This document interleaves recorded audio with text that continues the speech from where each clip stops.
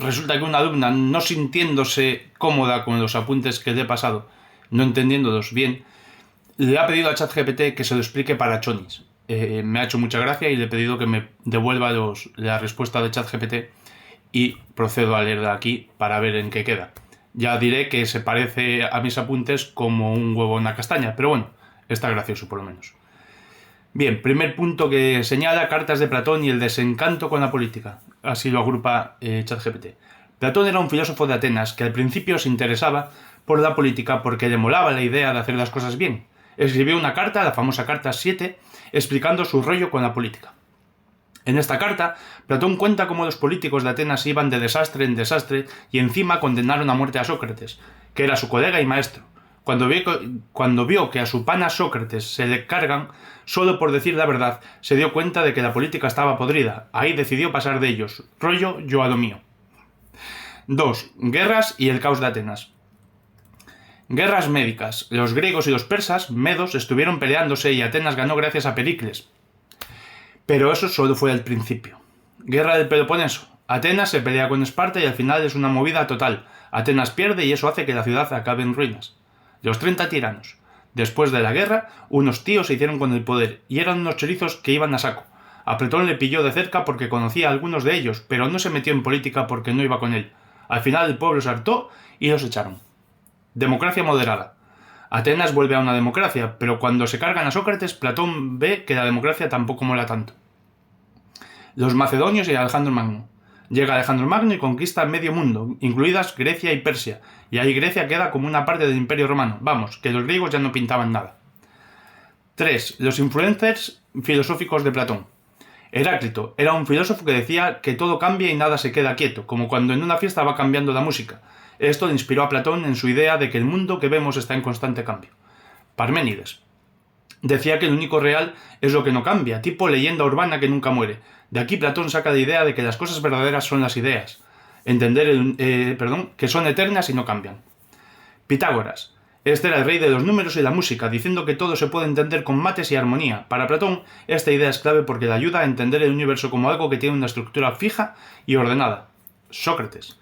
Más que enseñar datos, Sócrates le enseñó a dudar de todo y a buscar siempre la verdad como quien dice que nadie te la cuele. Los sofistas y los embaucadores. Los sofistas eran como los que te venden algo diciendo que es lo mejor aunque no lo sea. A ellos les daba igual la verdad, lo importante era que te lo creyeras. Gorgias. Este decía que nada existe y si existe no lo podemos conocer, o sea, para él todo el lenguaje era como hablar para impresionar, no para decir verdades. Protágoras. Decía el hombre es la medida de todas las cosas, o sea, cada uno con su verdad y su punto de vista. Para él no había una sola verdad, todo depende de cómo lo veas. Sócrates, el crítico del barrio. Ironía socrática. Sócrates iba preguntando a los que decían saber todo y los dejaba en evidencia hasta que se daban cuenta de que no sabían nada.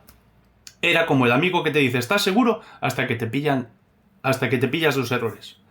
Mayéutica. Ayudaba a la gente a pensar por sí misma, a parir ideas. No les daba respuestas, les hacía preguntas hasta que se daban cuenta ellos mismos. Diálogo y verdades universales. Sócrates creía que había una verdad universal y que había que currárselo para encontrarla, sin importar lo que los sofistas dijeran.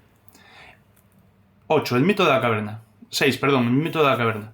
Imagínate que estás en una cueva encadenado y solo ves sombras en la pared. Esas sombras son como lo que creemos que es la realidad, pero si sales de la cueva y ves la luz del sol, flipas porque descubres la verdad.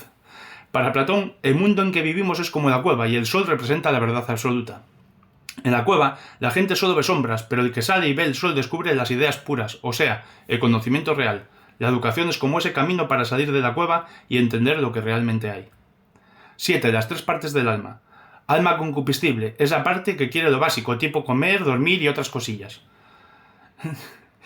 Alma irascible, es la parte que se enciende como cuando te pones en plan guerrero para defender algo. Alma racional, es la parte lista, la que tiene que controlar a las otras dos para que no se flipen.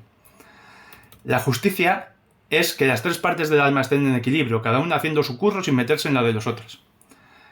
8. Educación y dialéctica. La dialéctica es el método para llegar a la verdad, como cuando, en vez de hacer caso a los rumores, vas directamente a quien sabe de verdad. La dialéctica te ayuda a pasar de ver las sombras de la caverna al sol, o sea, del mundo falso al real. La educación es como subir de nivel en un juego. Vas pasando de cosas básicas a temas más profundos hasta llegar a entender las ideas. 9. La ontología y epistemología. Ontología. Platón dice que el mundo de los sentidos es solo una apariencia, una copia de algo que está en otro plano, el mundo de las ideas. Lo que es realmente real son las ideas, no las cosas que tocamos. Epistemología. Divide entre opinión, doxa y conocimiento verdadero, episteme. Solo el conocimiento verdadero nos lleva a entender las ideas puras, no las opiniones o apariencias. 10. El alma y el cuerpo. Para Platón, el cuerpo es como una cárcel para el alma. El cuerpo te distrae con cosas materiales, pero el alma quiere llegar al conocimiento de la verdad y las ideas. Así que tienes que liberar el alma de las ataduras del cuerpo. 11. La ciudad ideal de Platón. Platón soñaba con una ciudad perfecta donde todos tienen su rol. Productores, los que producen tipo agricultores y artesanos. Guardianes son los que defienden la ciudad como soldados y policías. Gobernantes, los filósofos, porque son los que saben qué es bueno para la ciudad y cómo hacer las cosas justas. La justicia en esta ciudad es que cada grupo haga su trabajo y no se meta en los de los otros, manteniendo todos en armonía. 12. Las ciencias propedéuticas, o sea, lo básico. Platón decía que antes de estudiar filosofía tenías que saber cosas básicas como mates y geometría. Es como hacer ejercicios de calentamiento antes de entrenamiento serio. Estas ciencias te preparan para entender las ideas. 13. Las tesis de Platón. La tesis de Platón. Para él, la dialéctica es el único método real para entender lo que es cada cosa en serio. Todo lo demás son cosas pasajeras o temporales. La filosofía para Platón es llegar al bien, la verdad más top, que ilumina todas las otras ideas y da sentido a todo. 14. Las enseñanzas secretas y públicas. Platón enseñaba en dos niveles: exotérico, para el público en general, con diálogos accesibles, y esotérico, solo para los estudiantes avanzados con temas más profundos y técnicos, tipo mates filosóficas.